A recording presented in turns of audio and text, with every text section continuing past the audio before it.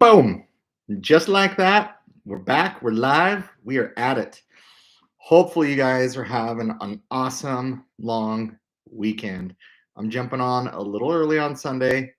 Who knows if anyone will even watch this or anyone will see this, but hopefully, some of you hop on. But hopefully, a lot of you are doing a lot of different things with your families. So, have a lot to cover. Going to go over new cars, old cars. Going to talk about Dodge Speed Week. But if you're here, smash that like button, drop me a comment, let me know you're here.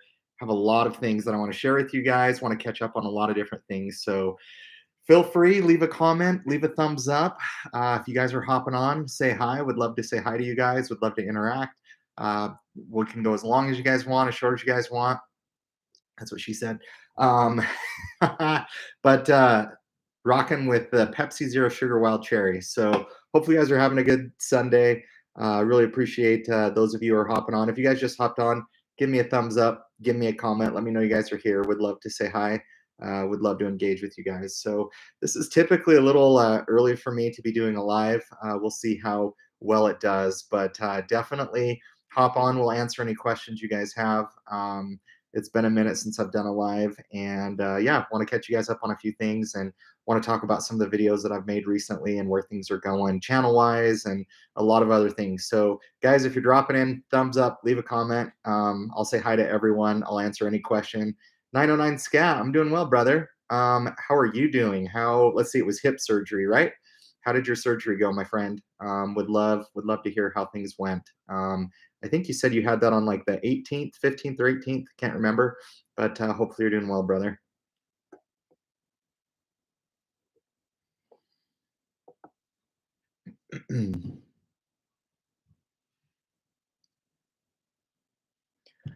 Right on. Well, it's been a minute. It's very successful, recovering ahead of schedule. Hey, that's good. That's good, man. Was it your left leg or your right leg? I just want to make sure I know so there's no excuses when I beat you in a race. Because if it's your right, then you better start strengthening that up. I'm just messing with you, my friend. I'm glad to hear that your recovery is going well, though. Right hip. Ooh. Now, if they put like a rod in there or something, maybe that'll make you press down on the accelerator faster, you know? So, no, I'm glad to hear you're doing well. I was thinking of you, though, but it's good to hear you doing well and ahead of schedule. So, that's what's important. Hopefully, you're doing something. Man, total replacement. Geesh. Yeah. Hips are no joke. I've had some hip pain in my life, but nothing like a replacement. So hopefully you're doing well, my friend. For those of you who are hopping on, give me a thumbs up, give me a comment. I want to chat with you guys, want to share some opinions, want to share a few different things with you guys. Um, but yeah, excited to be live, excited to be back with you guys. Hopefully, you guys can see me okay. I want to figure out how to get my lives a little bit better quality. The quality's okay. I go off of my MacBook. I really need to figure out a better way to do this, but that's to come. You can always improve, right? So, what I thought we could maybe cover is a few more people hop on. Want to kind of recap some thoughts on Dodge Speed Week, all of that. There's a lot of videos, a lot of thoughts out there, a lot of different things. Want to talk about that. Want to talk about a new car that will be featured on the channel, and I'll give you an idea of when that will be. Want to talk about some updates on the RX-8, some other cars that maybe I might be consider purchasing. Yes, I have a problem. Listener Jim, what's up, my friend? Everyone having a great Labor Day weekend? I am. It's been an awesome Labor Day weekend.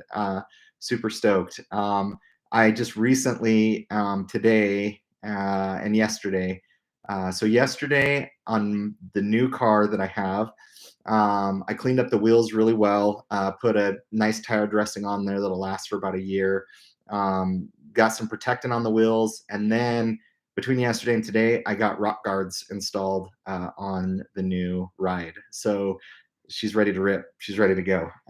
But Jim, having a great Labor Day weekend. How about yourself? You doing well? Hopefully everything's all well. It's good to hear from you.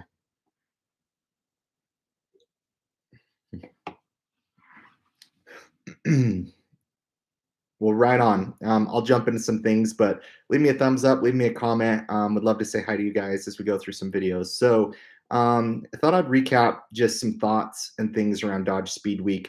First off, let me ask you guys, what did you think of Dodge Speed Week? Leave a comment. Would love to get your thoughts. For those of you who maybe saw some but didn't see the others, I'll recap it for you. But if you guys have an opinion on Dodge Speed Week, drop a comment below. Would love to get your guys' take. 909, I just saw your comment. um, so Dodge Speed Week, where to unravel. It was like Christmas gifts that kept on coming, but maybe a lot of people didn't like the presents inside the packages. But Dodge, the first night was kind of to the loyal, diehard muscle enthusiasts. Drove 2.5 hours in the pouring rain. If you guys haven't ceramic coated your rides, you need to do it. No cleanup at all when I got there. Oh, it's makes a world of difference. Like I was explaining to my wife, yes, it takes a lot of time. 909 like getting a fruit log. Oh man. Oh, that's great. Oh, that's good. Woo. Oh, you're funny. But yeah. I'm sorry. Oh, that was good. Ooh, ooh, but yeah, my wife was asking me like, I was telling her, I says, hey, all this work I put out in the garage, ceramic coating my cars, it does make the cleanup a lot easier in maintenance. And so, Jim, I totally agree. I'm gonna attempt like a true ceramic coating. I've looked into it. It's a piece of cake. I can do it. I've done some other like spray on sealants, spray on ceramics, but I'm gonna full on do a ceramic this next time around. But Dodge Speed Week, leave me your comments below on what you guys think. First day, muscle enthusiasts, they rolled out some empty shells that they probably have sitting in a warehouse somewhere where you can get them for 8 grand and you can build a full on drag car. If you want to have a full on like built drag car, I don't remember the cost for it, but it's ridiculous. It's like 80 grand, 100 grand, something like that. And then they have a Dodge Charger body that you can buy. It's about $200,000. Then they roll out the Dodge Challenger, which I think there's an audience for some that want that. But they also announced that they are outsourcing it to another company. So, and there's been costs floating around on that. I've heard it's going to cost upwards of $20,000 to do that. So essentially, Dodge will make the car like in a Challenger form, hard top everything. Then you ship it to this company, I think in Florida. Then they ship it back to your dealer. Now, I can tell you from buying a lot of cars over the last couple of years, having cars be in transit is not good for cars at all. People door ding them, stuff happens, issues happen. I think if Dodge were going to roll that out, they should have just done it themselves. But my guess is in their plant or their factory, they're not equipped to be able to do that. So Challenger probably not a bad idea to roll out, but how they're rolling it out and executing it on it is interesting. And hopefully the fitment is good.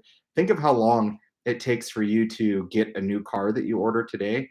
Imagine waiting another few months to get a convertible. So I don't know. I'm not sold on that. Durango Hellcat, surprise. We told you it was over and we brought it back for one more year. I feel bad for the previous Hellcat Durango owners that, had purchased that and then came back only to find out that Dodge is rolling out again. But hey, I'm cool that it's here. I'd love a Durango Hellcat. Don't know what I would use it for, but it'd be awesome. Would love to have one. And then else am I missing? I think that was it from day one. Day two, we have the Hornet. And I get why they have the Hornet. There's a lot of people mad about the Hornet and the Hornets. And another thing too, and I'll get to it, is I want to talk about Direct Connect. So don't let me forget about that. But day two, the Hornet, they rolled out, kind of a hybrid SUV. I get it. It helps the MPGs. It helps. There's a market for it. Dodge hasn't played in that market. They've played in the bigger segment, but they haven't played in the mid compact SUV. Basically, it's a Tonale with a few appearance changes and a few changes to basically how it's set up. But one of them can get like 70 miles per gallon. So I have no issues with Hornets. That's fine. Do I want one? No, I do not want one. But if it helped Dodge keep the V8 around, I'm okay with Hornets flying everywhere and going everywhere. But the problem is it's not.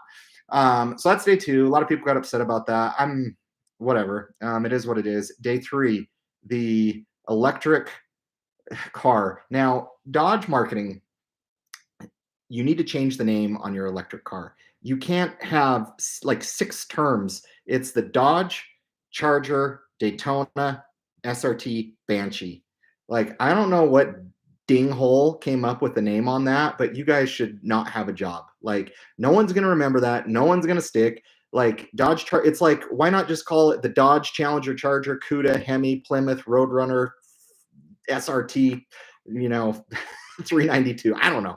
Like, they came up with all these terms, and it's like, it's going to be so hard for people to grasp onto that. Like, and I guarantee they'll have trim levels of that car. So there's probably another name or two, RT, GT, whatever they want to call it, ET, phone home. I don't know.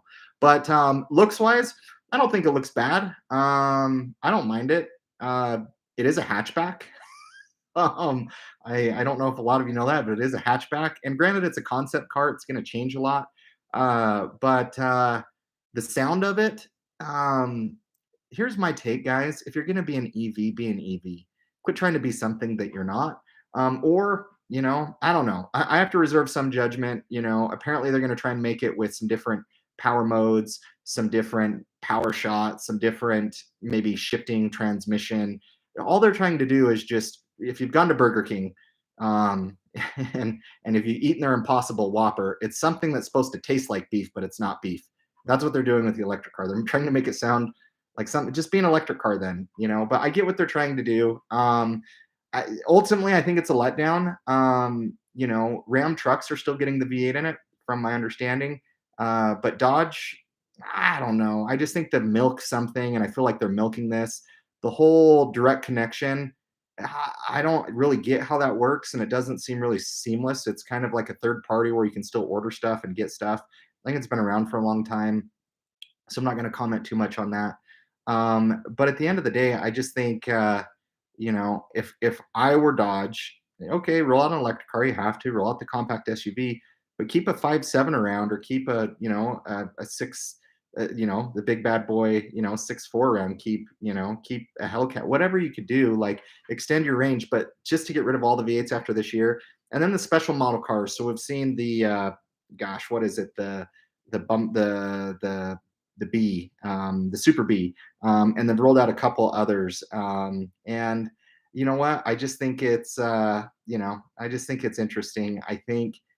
I think from a marketing standpoint, rolling out with a whole bunch of things is a very successful way to not be successful at anything. In my opinion, Dodge would have been better off focusing their efforts on one or two launches, keep it simple. No one's saying they can't keep a V8, guys. It's Dodge has milked the same platform for years. Let me ask you this: why didn't Dodge try and make their cars lighter?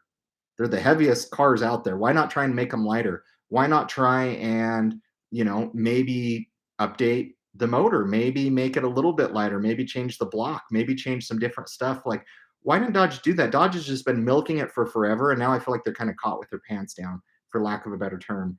And these shells and everything, it felt like a big jungle zoo, and these markups and everything, it's crazy. And so, anyways, that's my opinion. But let me go ahead and catch up on some of the things. 909 scat, like getting a fruit log. That's so good.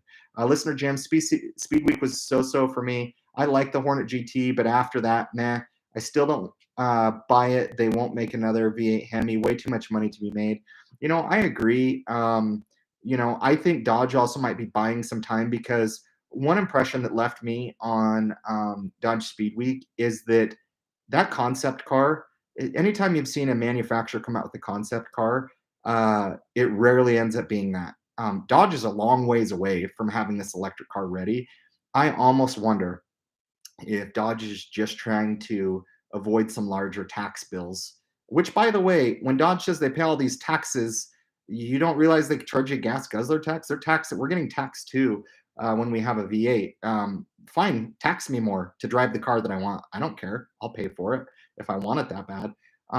But it's just a really interesting thing, and I just wonder if Dodge is trying to get emissions, EPA, and everything off their back, and they're maybe waiting for next year's presidential election.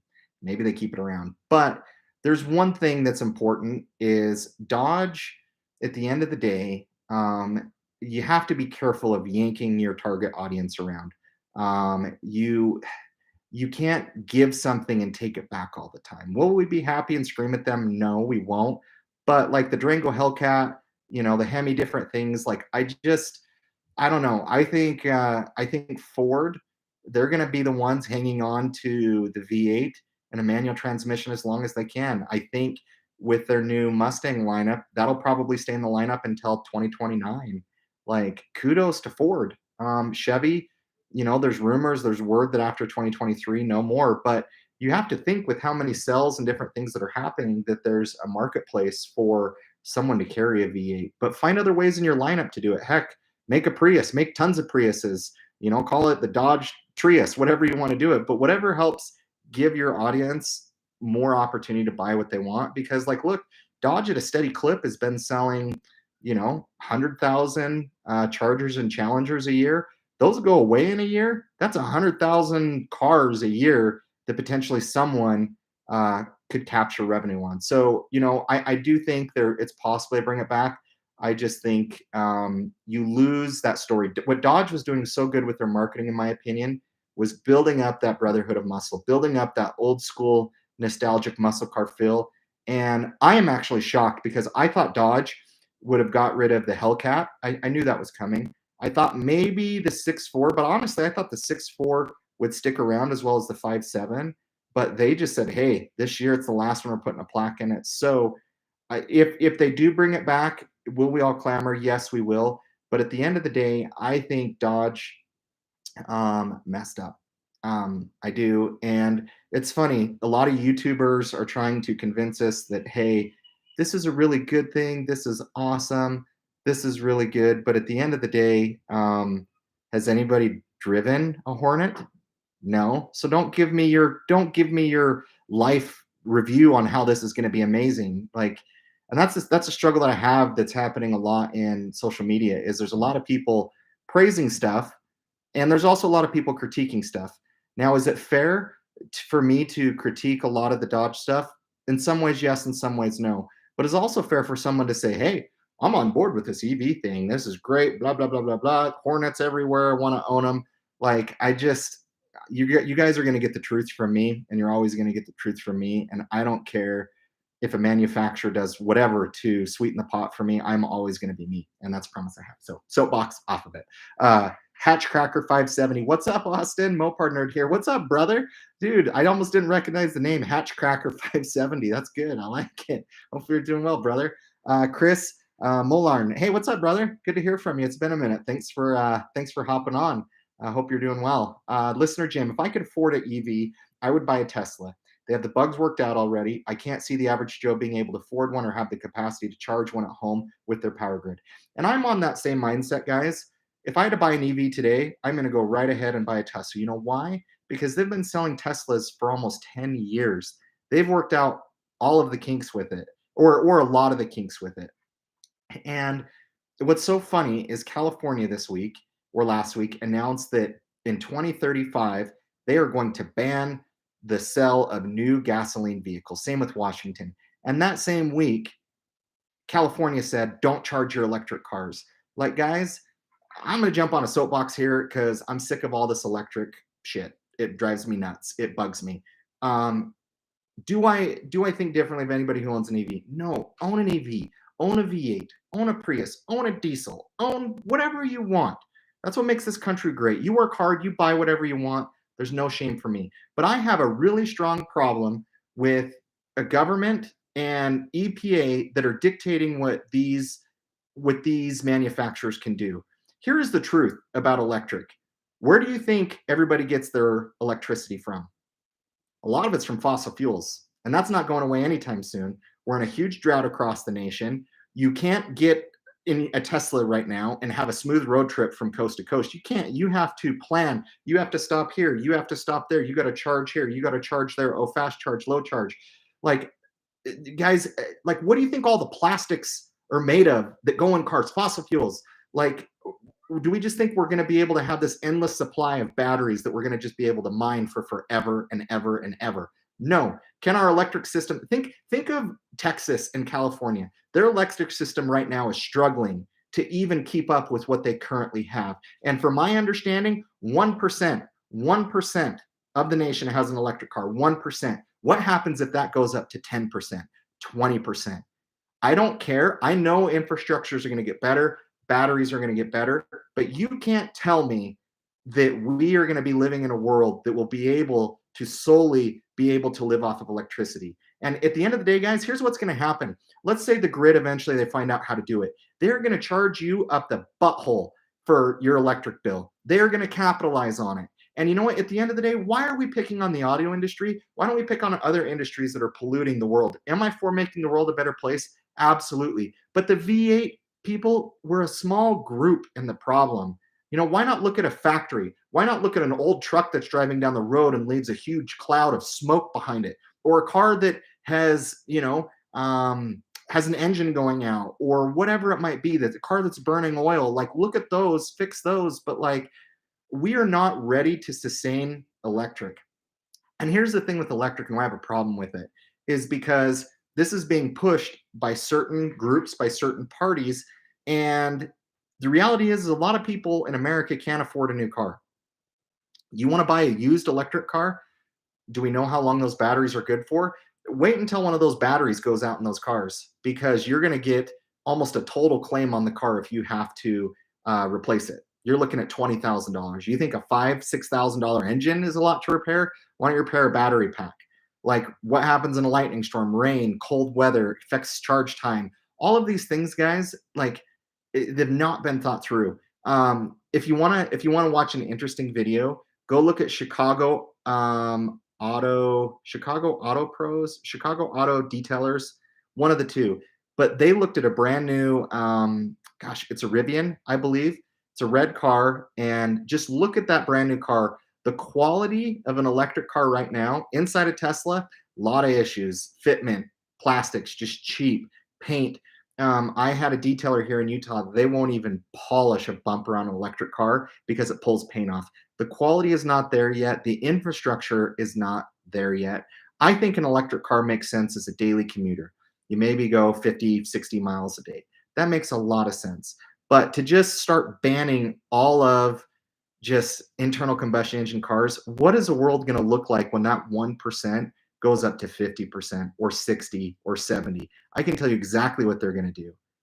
And let's talk about a couple other things. People want to brag about how fast Teslas are or cars are. You don't think that the EPA and others are going to start slowing that down? Like they're almost stupid fast, like ridiculous fast, out of control fast. Wait till a certain segment starts running from the police in a Tesla. Like, you don't think those are going to get limited at some point? They absolutely will. Here's the problem. How can you hear a Tesla coming that's going to run over a kid or something else? And I don't joke lightly about that because I have children. There are so many things that have not been thought through, in my opinion, for this electric thing. Just let them be. Sure, if you want to slowly raise miles per gallon and make the manufacturers more efficient, more creative, I'm okay with that. But for states to come out and ban it, man, like California, Washington, other states, I don't agree with it. Now, granted, you can still buy and sell used cars, but wait till they start taxing on that. Wait till they start limiting that. So, off my soapbox. I'm sorry. That's how I feel about electric stuff. So let me catch up here. Hatchcracker 570. Yep, doing good here, brother. Hatchcracker 570. I still think electric infrastructure will take a few decades to even be into acceptable terms. I mean, I agree. Like, think of how many gas stations there are. Like, wait till that 1% comes to 10% to 20%. Then what if you're waiting in line for 2 hours to charge your electric car? When you're on a road trip or you can't get home in time. Like there is still so much to come. I'm a believer of why don't we live in a world where we use all those technologies? Use a hybrid, use electric, use internal combustion. Great. We will limit it the best that we can, but why not look at factories? Why not look at other stuff that pollutes? Gas stoves. I saw a study on gas stoves of how much emissions just as one single gas stove puts out. It's insane. Um, let's see, Infidel. Let's see. My sister bought a Tesla and lives in Denver area. Her and her husband were planning to drive to the Arches Park until they looked at what it would take with charging times. And that's it, guys. Like, and what I've heard too, from the fast chargers, you have to be very careful on how often you use the fast chargers, because just like if you think about your phone or if you think about any electronic device, it's not good to always be charging them or charge them really fast. Sometimes they actually do better when you charge them more slow, when the battery's maybe a quarter way full to charge all the way up to full. like you have to be careful how often you use those fast chargers too, because it can actually damage the car even more. But great point, and that's just it. Is just going across country in them, it's tough. And you know what? I have another challenging point. Like, I believe in, I grew up in a very, I had a great childhood. My dad works construction still this day, and my mom was a receptionist. Like, the majority is like, what are mechanics going to do? They're going to have laptops and look at batteries and software. Like, what about all these performance shops and everything? I'm sure there'll still be a business for them, because I think there's going to be a lot of us that fight the man and we stick it to them. But what I've seen recently with Ford and others is they've laid off thousands and thousands and thousands of workers, because it takes a lot to manufacture an electric car. Your standard internal combustion engine car takes about 300 computer chips. An electric car takes 3,000 computer chips. It's just more expensive to produce. Now, will those costs come down over time? Yes, but it also depends on the scarcity of the batteries and being able to source the lithium and everything that goes into a battery. And how are they disposing of those batteries? Is it healthy? Is it clean? I would tell myself I was wrong or argue against myself, but just these people that drive around just singing peace, love, and harmony, thinking they're saving the world by driving an electric car, it's actually more harmful for the environment. Now, over the first, 5, 7 years, yeah, in the long run, an EV is cleaner. But still, when we don't have infrastructures that can handle it, what happens when electricity becomes more scarce? What they're going to do is they're going to charge your rate up higher for your electric, so you'll either limit the use of it or just pay the money, and they'll make a lot of money off of it. All that's going to happen is you're going to switch from the titans of the gas industry to the titans of the electric industry. Over here, they're controlling the price of oil. Over here, they're controlling the price of electric. I don't know. It's just there's a lot there to unpack. Listener Jim, what about the diesel disposal of batteries? Burn it and burn it, pollute the air, bury them, contaminate the ground. Well, that's just it. Is batteries are extremely, extremely toxic, deadly. Where are we going to put all those? They're so expensive, and the whole underneath of those cars, like, here is the truth, and here's what I'm waiting for: is when there's 1% of electric cars out there on the road today. You see a lot of recalls and safety things from internal combustion engine cars from people that are owning them and driving them.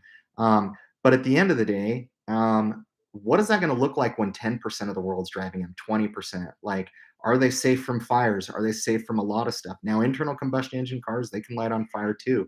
But a battery car, that thing, granted, there's not gasoline, so maybe it won't ignite faster, but batteries are they're toxic, they're terrible.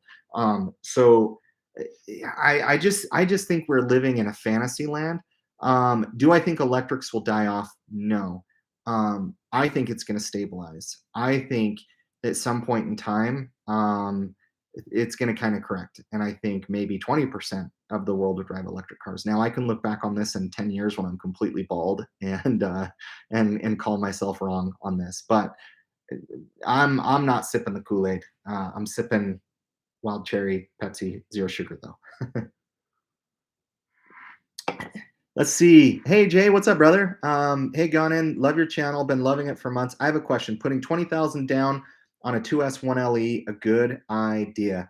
That's always a tough one. It depends on your own personal situation. I would say it also depends on your financing. If you can get a really good interest rate on a new car, I almost think you'd be better off putting some of that money in a stock market, investments, rather than putting it on a car. It depends. Did you pay over sticker for it? Did you get it for sticker? Did you get it under sticker? If it were me, and I had good credit, say, the top tier credit, like over 700, 720, whatever they consider great credit these days, and you could get a good term, I'd probably maybe put 5 or 7 grand down, and I would take that other money because, excuse me, especially with like a recession maybe looming or different things, I think it's good to have that stockpile of cash. Now, if you have a lot of other money saved up for investments and other things and you're flush with money, I don't think it's a bad idea. What you can do is run calculators and run numbers by, because that's where, borrowing somebody else's money gets you, is they're going to make their money too. And your first year or so of the loan is when you're going to pay the most interest. And so if you put that money down, it would just say, for me, it depend on your other circumstances, your other finances. If for me, I probably wouldn't. I probably put down maybe 5, 7, 10, and then if I had a good interest rate, I would finance it, and then just I would invest some of that, save some of that for a rainy day, and just make extra payments on it. But that's me. But that's a very personal question, and I don't know a lot about your finances or history. But congrats to SS1Ls are awesome. Outdoor Matt, thumbs up. What's up, brother? If you guys are on here, give me a thumbs up. Let me know you guys are here. Would love to help get this in the YouTube algorithms, all the interwebs, all that stuff, all them Twitters. Hatchcracker 570. Every fuel source has a con, but I'll stick with my gas car for a while longer till electric cars actually get the correct range in a single charge. Do you guys Mopar nerd? And that's something that I haven't like really looked at. Are the ranges completely off based on the charge? I honestly don't know. So if you have any insight there, let me know. Guys, we're at 3 likes. We got more people on here. Give me a thumbs up if you guys don't mind, or give me a thumbs down. That's fine too. Jay, thanks, Gunnan. Yeah, you bet. Thanks for watching. Hopefully, you've enjoyed some of the videos and different things that I've done. Thanks for hopping on. Really appreciate your viewership, and I appreciate all you guys. You guys are awesome. Just the comments I get on my videos and everything. If you guys haven't, please subscribe to my automotive detailing channel. I've noticed that on this channel, a lot of my automotive detailing content does okay. But if you guys want to do me a huge favor, want to do me a huge solid, uh, please subscribe to my automotive detailing channel. It's in the description of this video. It's in my features on this channel where you can go to there and subscribe. But if you've been wondering what's happening with the RX-8, go over there. I've been detailing it. I've been getting it looking pretty sharp. So yeah, please subscribe to my automotive detailing channel. It's just Gone in 60 Detailing, I think is what it's called. But pretty small. But I love detailing cars, and super, super stoked to be detailing them. A couple dates to kind of keep our eye out for. I believe September 14th. Someone correct me if I'm wrong. That is the new rollout of the S650 Mustang. So I'm excited to see it.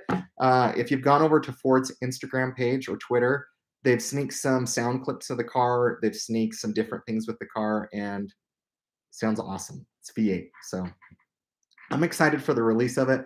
I think it's so funny the camouflage that all the designers put on the cars and estimate what they look like, because usually the reveal looks exactly like what a lot of people expect the car to look like. So I'm excited to see that. Ford will have me interested. Some of the renderings I've seen on the front grille, I'm not crazy about. If they take the MT82 transmission out of it and just put in a straight Tremec, now we're talking. But yeah, that's a kind of a new launch, new release, and obviously Dodge is still releasing all of their cars that they're going to mark up to the moon and back with their dealers. So look for that. I might be unveiling a new car this week. I might be unveiling a new car this week. It just depends if I can get it shot and edited. I've had the car since a month, had it for over a month. I'm still breaking it in. Bought it in the middle of the country, had it shipped here, and I've had it for the last month, and I've kept it from you guys. So if I can get it shot, I have a lot of my B-roll and a lot of the different stuff shot for it, but I need to talk about the purchase and different things. It did come damaged, so be on the lookout for that. This video, I'm not going to talk too much about it being damaged or anything like that. I know my Camaro arrived damaged, and it broke my heart. This broke my heart too, but it happens and it's okay. But if I can get that shot, I'll reveal it this week. Is it true? I don't keep up with the news, but are V8s fading out of the Camaro scene?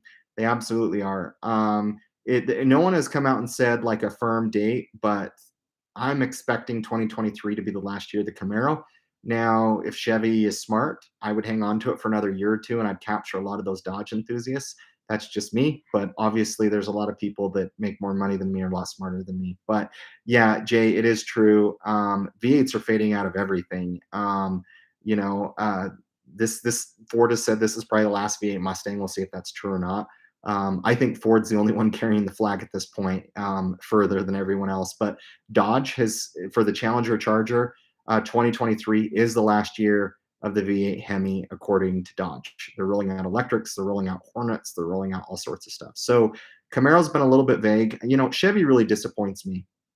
Camaro is such an amazing car, and they don't market it, they don't talk about it, they don't really do anything with it, and it's just not a priority for them. It's kind of silly, but yes, if you are looking for a Camaro, 2023, they haven't officially confirmed it, but that's what all of us are kind of talking about. Maybe 2024, but I think 2023 probably is the last year of the V8. But we'll see. I would love it if they kept it around for another year or two.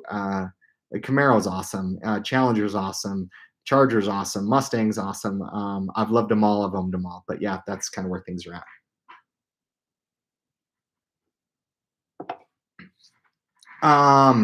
RX-8. RX-8 is pretty much done.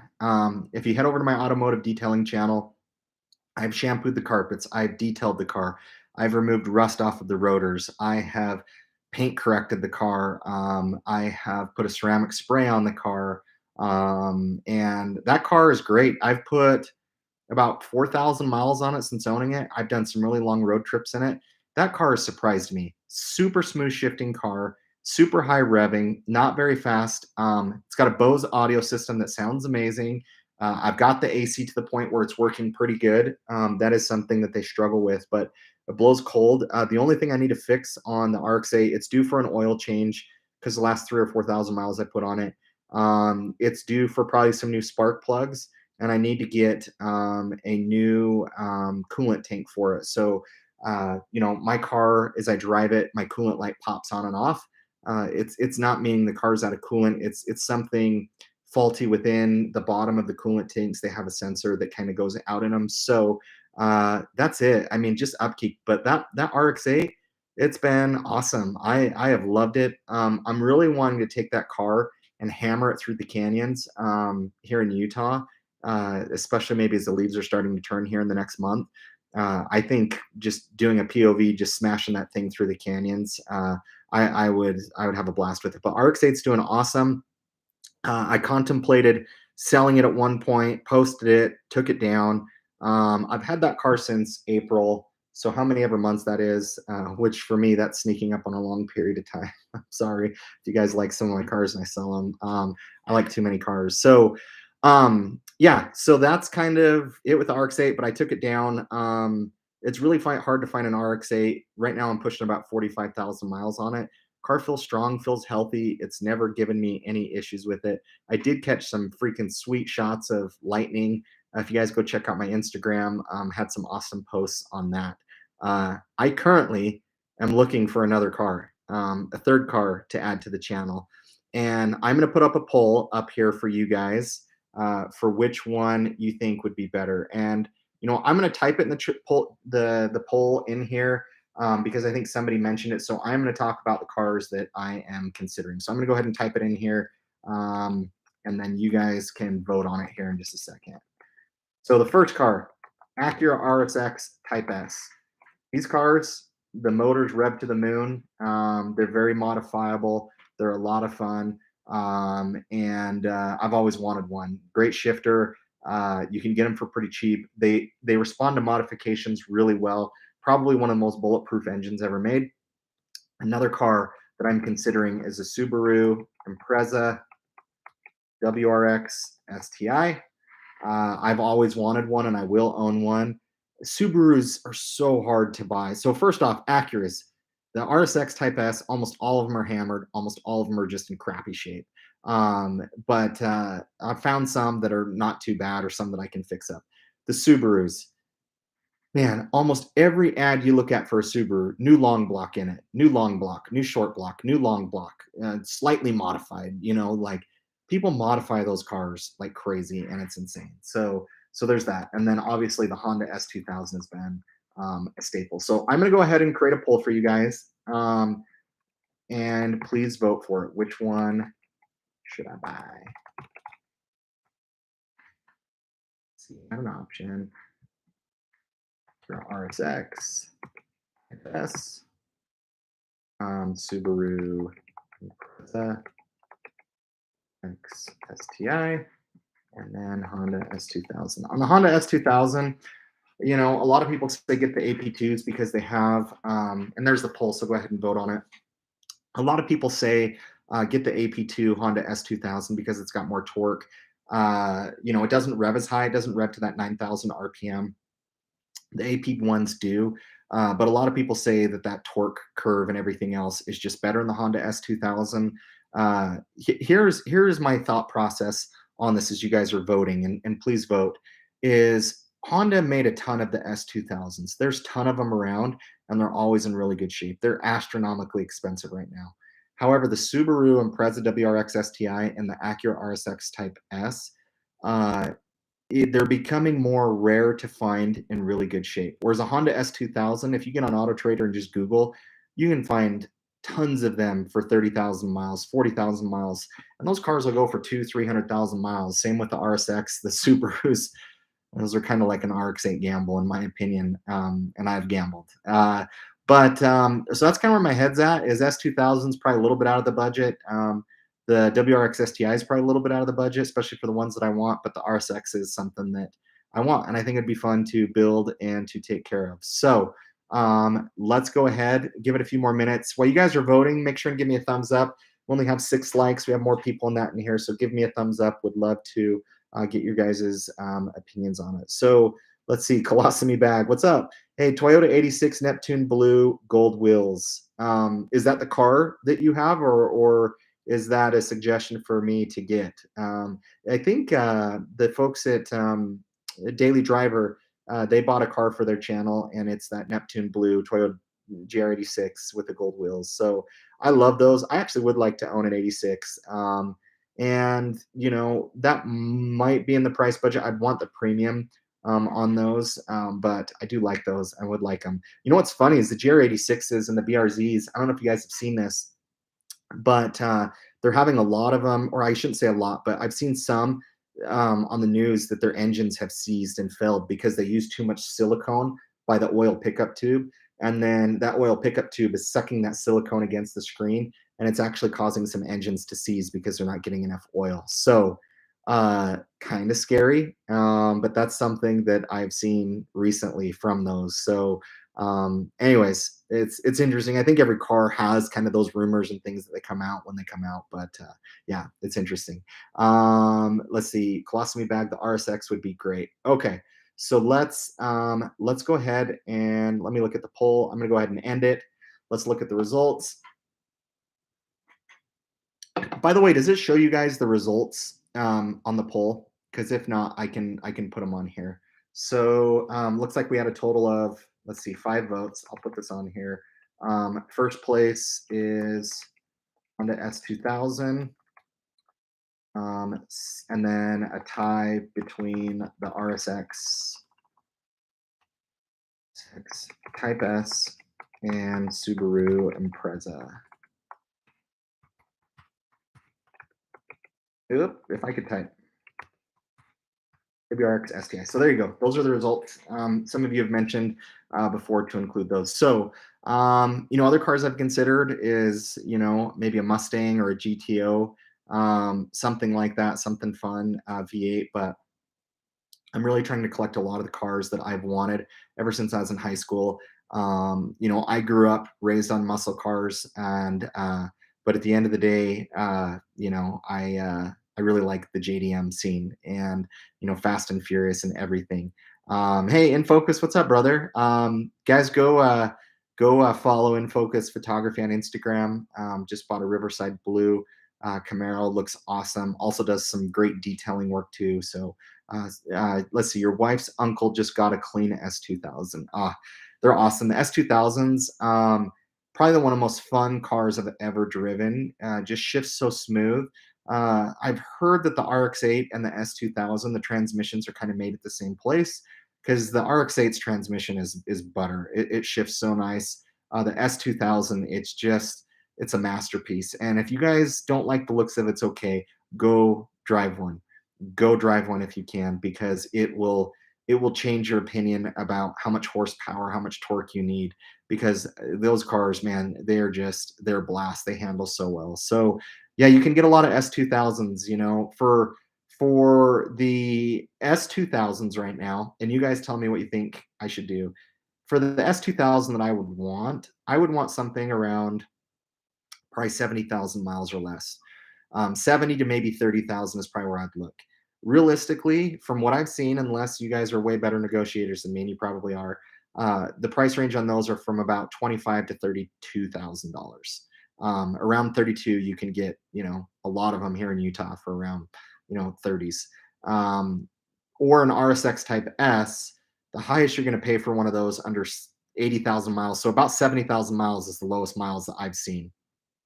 And at the end of the day, those are, 17, 18, 19,000. It's just so hard to find those. But the S2000s, I think, what's good about the S2000s is people who bought them are really those true enthusiasts, and they take really good care of the rides. So in Focus, he paid 24 for his. It's an '01.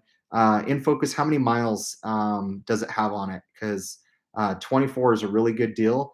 I'd be curious to see how many miles it has on it, because for 24, that's a really good deal, especially if you got it for something that doesn't have a lot of miles on it. So be curious to know. My experience is, for 24 grand, it's probably got between 70 and 100,000 miles. Trying to get him to let me detail and ceramic coat it. He should. He absolutely should. I wish you were closer to me. Then I'd have you do some of my cars for me, because you're out in the Michigan area, I believe. But yeah, if you find out mileage on it, let me know, because 24 for an S2000 is really good, especially if it's clean. Here in Utah, I've seen some for around 21, 22. Oh, Pittsburgh, PA. I don't know why I thought Michigan. My bad. But yeah, 21, 22 thousand, and it had like 101,000 miles. So I'd be curious to know, because if he got it for 24 grand and he got something under 60,000 miles, he did really good. I was looking at a red one in Denver before I bought the car that shall not be named or spoken of, the 3000 GT. Actually, I like that car. I was looking at a red one. It was an AP2, and it had 58,000 miles on it, and he wanted 27.5 for it, 26.5 for it. So that was a price maybe a year ago, and obviously pricing has changed a little bit. So all good. 909 Scat, yeah, where were you, brother? S2000. Sorry, late. It's all gay. S2000 would be sweet. Large and Loud, hey, how's it going? Hey, Austin, how are you doing? I'm doing well. I'm doing really well. Things are great. I can't complain. Have a new car that hopefully be showing on the channel here soon. Got my automotive detailing channel going. I just worked on 3 videos today, got them uploaded. That'll be coming out on my automotive detailing channel, and Gone in 60s doing well. And guys, as I look at the got family over, juggling between both. Hey, if you're picking me over family, you're picking wrong, my friend. That's cool that you're juggling both, though. Um, guys, I look at other channels, and I try and look back at like the marketing or history of my channel, right? And I've sold a lot of different cars. I've bought some different cars. But at the end of the day, guys, I'm not trying to be anything or do anything, like, if that makes any sense. I'm just trying to buy the cars that I've always wanted. And if YouTube gives me an outlet to maybe educate or to help or show my cars, really what I look at YouTube for, if it's still around, is someday, if I leave this world, or whatever happens, that I can look back and I can remember all the hard work I put into a car and the video that I uploaded or made. Like there's videos I'll make that I know will get no views. And I'm okay with that, because other YouTubers, they're afraid to make videos because they know people won't watch them. For me, I look at this more of like a documentative journey for me. And if people want to watch them, great. I know when I put like cinematics into my videos or fancy music or different stuff, people are going to fast forward right to when I'm talking and, hey, get to the point. I'm doing that for me because I like the marketing component. I like the creative component. I'm always critiquing myself. But as I look at the history of my channel, from V8s to, buying, 3000 GTs, RX8s, to maybe an S2000 Acura RSX, like, think of me as an enthusiast that isn't tied to a brand, someone who is passionate about cars, someone who is an advocate for cars, someone who's just documenting their journey on cars. And if you guys like to know which way the wind blows, this probably isn't the best channel for that, because one day it's going to blow south, one day it's going to blow north, one day it's going to blow east and west. And I see some YouTubers like, part of me thinks like, what would happen?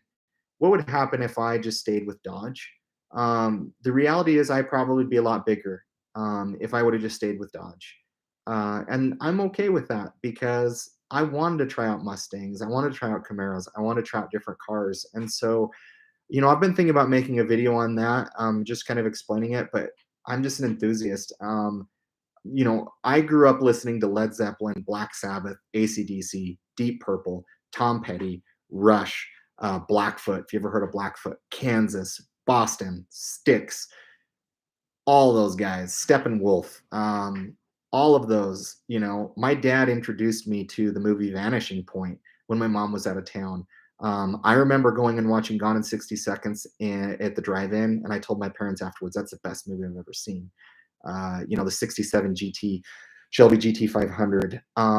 So I grew up in 86. That's when I was born. And when I was a freshman in high school, that summer, Fast and Furious came out. And I worked at a car wash, and the car wash was flooded with, people call them rice rockets, whatever the appropriate or inappropriate term is. I apologize. That's what people call them. But basically, people modifying JDM type cars, Honda Civics, Honda, Acura Integras, Mitsubishi Eclipse 3000 GTs, you name it. And I fell in love with that. That's what my life was flooded with at the car wash. And so I've always had like this interesting take on old versus new. And uh, I have a lot of cars that I want to own, a lot of cars that I want to experience. At the end of the day, I do want to have a garage full of 4, 5, 6 cars that I can look back on and say, "Hey, this is awesome." The reality is, right now, YouTube pays for my RX-8, and that's about it. And at the end of the day, I'm okay with that. Like, hey, that's great. But for me, there's a lot of cars that I haven't driven and that I want to buy. And honestly, the more I get into this journey, the more I almost want to buy like older cars, because newer cars, it's so hard to own them and just, and just they just have issues with them. Like my new car, I just went out there and I was scratching one of the wheels. I didn't do it. I don't know where it came from. And you have to change that mindset. You have to enjoy them. And I don't get as upset when some of these older cars are restored, get a rock chip or a ding or something. But new cars, it's expensive. It ties up a lot of funds and a lot of money. So where will this channel go? It will go. That I can promise you. It will move forward. But it's probably not going to move forward to any specific genre, any specific brand. But I'm okay with the direction I've taken it. I've taken a stance against Dodge on Speed Week when others haven't, and others kiss up to them. But at the end of the day, I promise you guys from the beginning, I'm going to be real, and that's what I'm going to be. And so, anyways, off my soapbox. Let me copy, or let me catch up on some stuff. Ever Jeff, what's up, brother? Welcome, my friend. Evening, guys. Hope you're all having a great time. Thank you. We've been having an awesome time. We've had some good we've had some good conversations. 909 Scat, you are right. I feel bad. Or 909 Scat, or they just copy exactly what Racer X just released. True. And Racer X, definitely a good spokesman for the Dodge community. Large and loud. Taking risks is part of the game, but doing what you love is probably the best way to earn a loyal fan base, in my opinion. I agree too. I think, there's certain YouTubers out there that I know they would rather buy a supercar than own the car that they have. Like, I can point to my history in muscle cars deep. I remember helping my dad put on the pinstripes on his GTO Judge. I remember helping my dad do certain things on his 65 GTO. I remember just so many different things, guys. I could share story after story after story. Like, it's in my DNA, it's in my blood, and same with JDM tuner type cars. So I'm going to be me and like the cars that I like. And if people come along for a journey, great. If they don't, that's okay.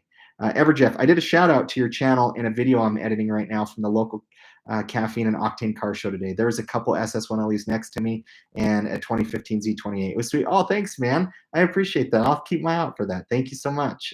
Yeah, any shout outs are always great, good or bad. I appreciate them. In Focus Photography, haha, is 21 when you like how I did that. Haha. Haha. I don't know. That's funny. I don't know why I say that. I was 21 when Fast and Furious came out. And I remember seeing it in theater and just the explosion of those types of cars created. It was crazy. I remember in Idle Falls, Idaho, town of like 50,000 people, all of these cars parked up like on the sidewalk of the theater. Like, there's, I think it's owned by Regal, and they have like this huge open like sidewalk as you're walking in, and all the cars like backed up, up next to the theater, and it was just crazy. That was the time that Eminem came out with why can't I think of it? It's the Red album, The Business. What is it called, dude? The Eminem Show. He came out with the Eminem Show.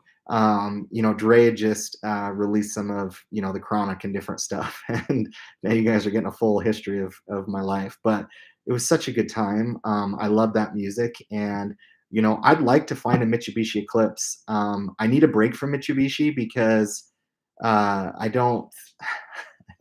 I think I think they have their issues. I think they all like to leak oil and have a lot of issues with them. But I'd love Eclipse. I would love an Eclipse. I think it would be awesome. But I don't know. I just remember I still watched it. I watched it last weekend. My sister-in-law was here and we watched it together. And I was like, "Yeah, that's Ja Rule. He created the soundtrack." This. She's like, "Ja Rule? Who's Ja Rule?" And I'm like, "Shh." So she's not in the family anymore. Just joking, Livia. You're not watching this, but if you were, I'm sorry.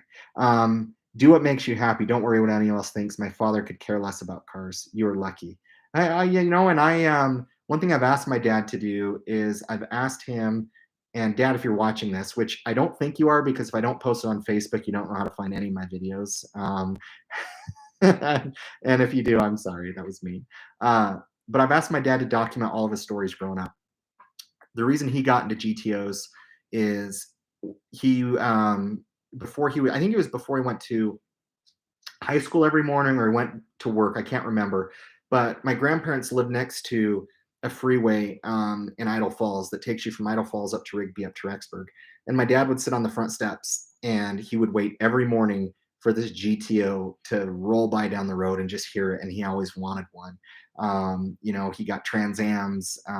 He's had a Chevelle. Can't remember if he had a Nova or not, but he's had a Trans Am. He's had a couple GTOs, and I'm grateful. My dad got me into cars, and I've always loved them, and I've loved detailing cars, and I love those two things. And golf is another hobby of mine, but I haven't been as strong into golf. I still play, and I still am passionate about playing golf, but there's something about detailing your car or listening to music or driving down the road or working for hard for a car and getting it to where you want. And there's no grades.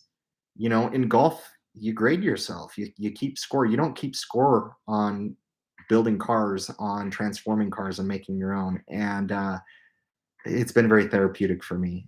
The problem that I have is I have a two-car garage. My wife has a car, and I have two cars, and might be adding a third car. Where do I park those cars? So eventually, I think in the next year or two, we might move.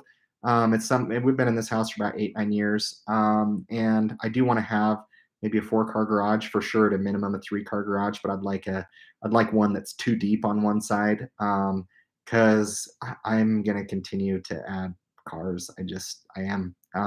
So yeah, let me catch up on some of the comments. Large and Loud, amazing albums. Yes, absolutely. If you asked me my favorite rock and roll band, that's really hard to do, but it would be Led Zeppelin. Led Zeppelin. I just so many songs, and my dad was a drummer. He loved playing the drums, and so Neil Peart from Rush, the drummer from Deep Purple. I can't remember. I think he passed away though.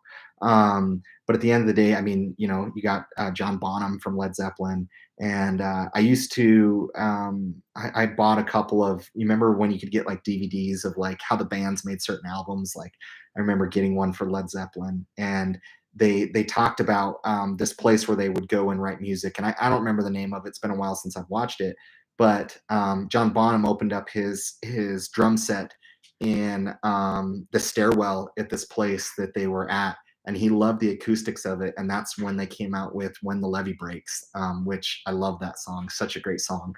But Led Zeppelin, but I listen to it all. I listen from rap to rock to old rock and roll, but I kind of have like this old school, like like old spirit about me and also kind of like this JDM spirit about me, and they're always clashing together. And so, anyways, that's a little bit about me. Let's see, Kobe, what's up, Kobe? Thanks for stopping in. Recently bought a 22 GT performance package. It was a hard choice. Scat Pack wide body, or price too high, around 60K. Yeah, yeah. I mean, Dodges. I'll be honest. I looked at going back to Dodge before this car that I just recently bought, and they've just gotten so expensive. Everything's gotten so expensive, but Dodges just slowly, incrementally raise the prices. Everjess. My dad was always into muscle cars and he always wanted a Corvette, but didn't get one until way later on in life. That's where I got my passion for cars. And the same for me. My dad was into cars. He really didn't have, it was until I went on my mission in 2005, 2000, yeah, 2005. He didn't have his GTO fully restored until about 2004, and he worked night shifts at the Home Depot, and he had an automotive school at Bonneville restore his GTO Judge, and that's just cool to me. And I think that's what's so cool about cars is you can like a piece of metal so much that you will scratch and itch and save to be able to get it, and that's just cool. Maybe I get a little bit too poetic about it, but no, I mean, just being out there and seeing my dad care for his trucks or different cars that we had. But he just, for me, what got me hooked was just all the stories, all the stories and watching the movie Bullet.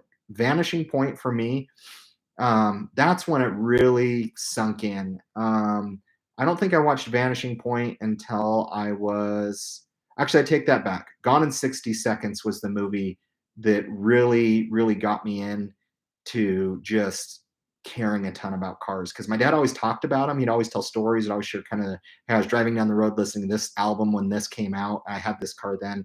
Um, but Gone in 60 Seconds, I think I was in middle school when that came out.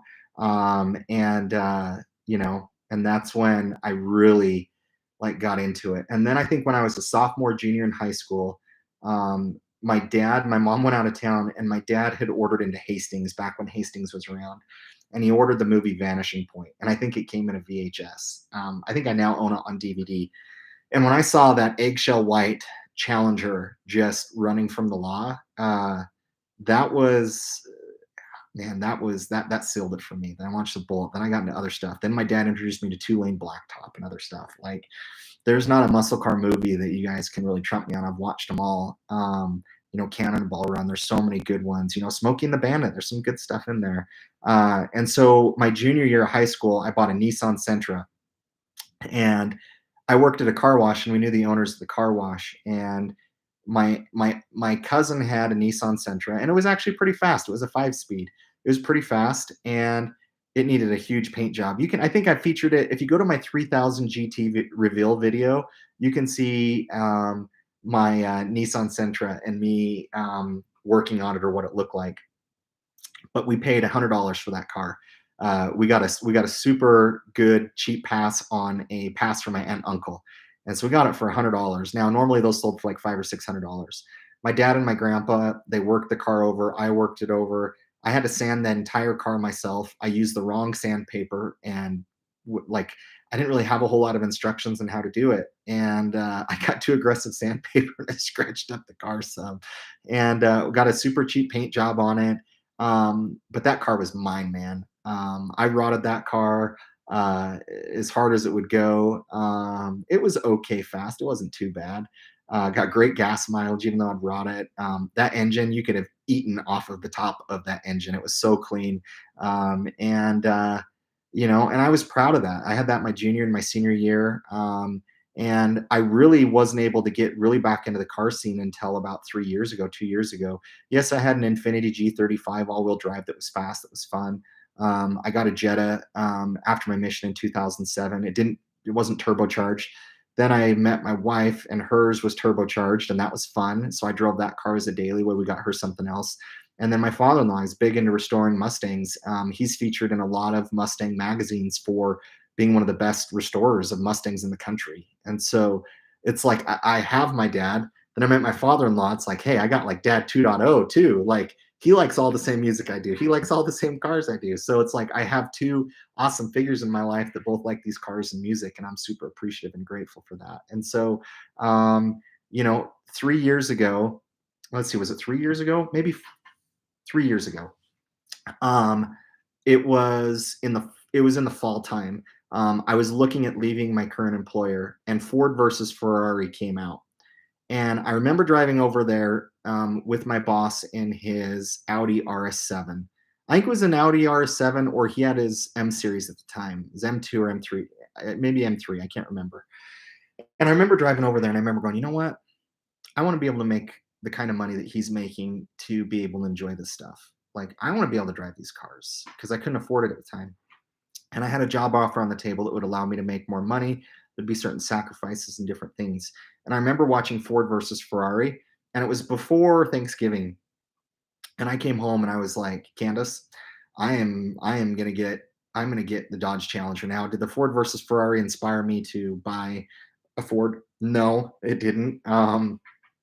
But the Challenger from Vanishing Point was always in my heart, and so I got that, had that for a year, and these two cars, I made money, great money on both of those cars. The Camaro has been a great car, and my new car that I'm revealing is a car that I've wanted. So that's a little history there. Anyways, I'm derailing big time. Let me take a drink, and I'll catch up on some of this. Let's see. Do. Everjeff, my dad was. Oh, we did talk about that. In Focus Photography. I just spent 3 hours earlier giving the car a good deep clean because there is a car show today, but it rains, so cars just sitting in the garage. Good call. Everjeff, I hear about garage space. That's the one thing I wish I had more of. Same. Like, I don't have a lot of space in my garage, and I've minimized it. I've got some shelves up for some of my detailing products, but as I go more into the detailing space, I keep my garage pretty tight and clean, but it's a two-car garage. I need more space eventually, but I'm not going to go buy a new house for space, but it is for certain on the wish list. So let's see. 909 Scat, have a great weekend, my friend. Love what you're doing. Thanks, 909. Enjoy your family, brother. Kobe, Gone in 60 is classic, especially car chase scene. I love it, even from the Porsche. I remember playing Gran Turismo on PlayStation, and I remember them saying, that Carrera, it'll do 0 to 60 in 5.2 seconds. Believe me, I can vouch for that. Is what the guy says. Like, I love the scene where he just goes in with the brick. I mean, there's so many cars in there. There's a Cuda. There's so many cool cars, and that car chase scene is awesome. Just the sounds in it, it's just spot on. Large and loud. My dad had an '86 Regal T-Type with the GN Turbo V6. Was one of the fastest cars around back then. He just got a Ford Fusion Sport 325. He's amazed because it's way faster than his Regal, and that's what's crazy is you look at even four-cylinder cars today and six-cylinder cars that throw a turbo on it. It's way faster than cars back then. I mean, we've come a long way. So not only are they getting way better gas mileage, but they're also way faster. But the Regals were no joke; those are no slouch. But yeah, I mean, just the Fusion, and I think a lot of it has to do with transmissions too. When you get more gears, it's usually faster you can go because you don't have to wind it all the way out. You can almost shift like a bullet bike. In Focus, my dad was really big into cars. That's where I got it from. We would go to races and shows, and he had a '62 Vet when he was younger. He died back in '02. Sorry for your loss, my friend. You know, uh, I've asked my dad to write down all of his car stories because I want to remember them and I want to be able to pass them on. And I think it'd be cool to make a video on that someday. Just kind of go through them and talk about them. Have you seen Hot Rods to Hell?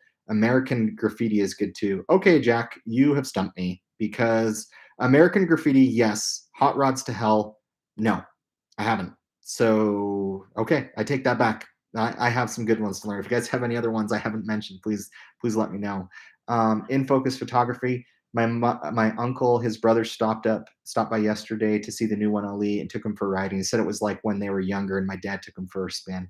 Yeah, I mean that was just it. Like, I remember my grandpa or others buying certain cars and say, "Hey, go drive this," and we'd go give it the beans. It was good. Infidel, let's see, I was born in 1970. The Dukes of Hazzard really got me into cars. Well, that and Roadrunner. Yeah, both of those are awesome. Dukes of Hazzard, I remember watching the reruns of that. I obviously wasn't around when it came out, but they would play it, I think, on CMT and others. And I love those. And it's been a minute since I've seen Road Warrior, but those are both good. And now having a 2022 2SS1LE 6-speed manual, I feel like I might have one of the last of the V8s. I think he might. I think V8s will probably stick around. I definitely think they're getting killed off. I think you're going to see a lot of V6s still in four cylinders, turbocharged, supercharged, different stuff like that. But you probably did get one of the last of the greats. But hopefully things change. Every presidential election, things change. For Obama and both Biden, they've been really big on raising the bar for emissions and for EPA. And I just think we need to come back down to reality a little bit. Anyways, guys, that's all I got for you guys today. You got a lot of background, you got a lot of stories. Maybe a new car reveal coming this week. Go subscribe to my automotive YouTube channel on detailing, Gone in 60 Detailing. Have an awesome long weekend. Enjoy your families, enjoy your loved ones, enjoy your cars, clean them, enjoy them, drive them, floor them, use them. America. Thanks, guys. Have a great weekend. Bye.